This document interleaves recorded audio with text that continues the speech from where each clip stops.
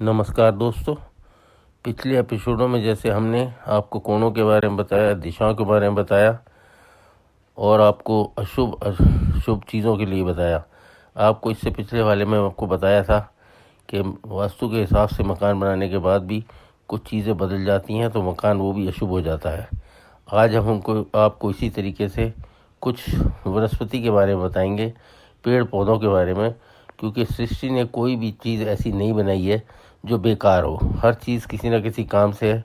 आप तो जानते ही हैं कि जो वैद्य लोग इलाज करते हैं वो जड़ी बूटियों से करते हैं। ये भी अपने आप में सृष्टि की हमारे लिए देन है जो हमें दिए गए हैं। हम जिसको पहचानते हैं उसको हम कर लेते हैं और उसका लाभ उठा लेते हैं। जिनको नहीं पहचानते उनका लाभ हम नहीं उठा पाते। बहुत सी वनस्पति ऐसी है जिसमें औषधीय गुण है, जिनको वैद्य लोग जानते हैं, वो उसको इस्तेमाल करते हैं, रोगों को दूर करते हैं। इसी तरीके से बहुत सी वनस्पति ऐसी भी है जो एनर्जी को चेंज करती है, नेगेटिव को पॉजिटिव और पॉजिटिव को नेगेटिव कर देती है।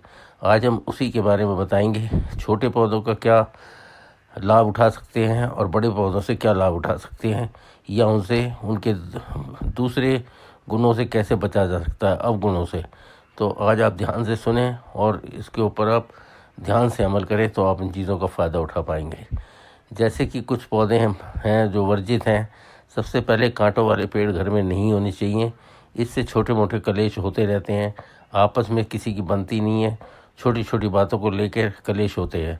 तो कांटे वाला पेड़ चाहे वो गुलाब का हो घर में नहीं होना चाहिए। नींबू का पेड़ नहीं होना चाहिए, उसमें भी कांटे होते हैं। और भी बहुत से पेड़ हैं जिनमें कांटे होते हैं।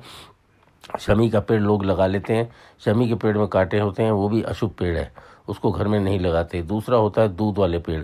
जिस पेड़ के पत्ते को तोड़ने से दूध निकलता है उसे कभी भी घर में नहीं लगाना चाहिए। ऐसी जगह बीमारियां बन जाती हैं, दूध वाले पेड़ से बीमारियां बन जाती हैं।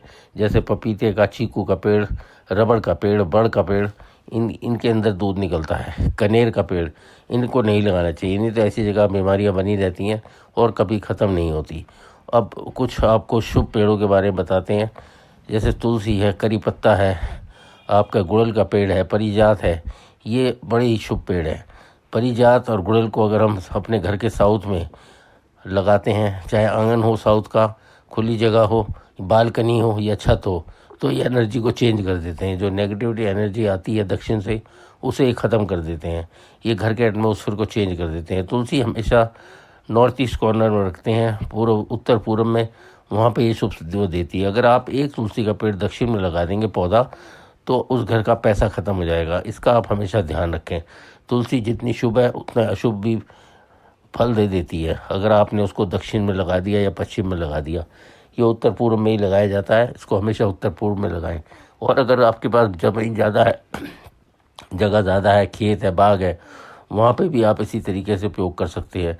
जैसे वहाँ पे नैऋत्य कोण में, साउथ वेस्ट कॉर्नर में आम का या जामुन का पेड़ बड़ा शुभ होता है। वेब कोण में, नॉर्थ वेस्ट कोने में आपके आंवले का पेड़ बड़ा शुभ होता है। और अगर आपने अग्नि कोण में दक्षिण पूर्व में लगाना है तो आम का पेड़, वो अनार का पेड़ बड़ा शुभ होता है।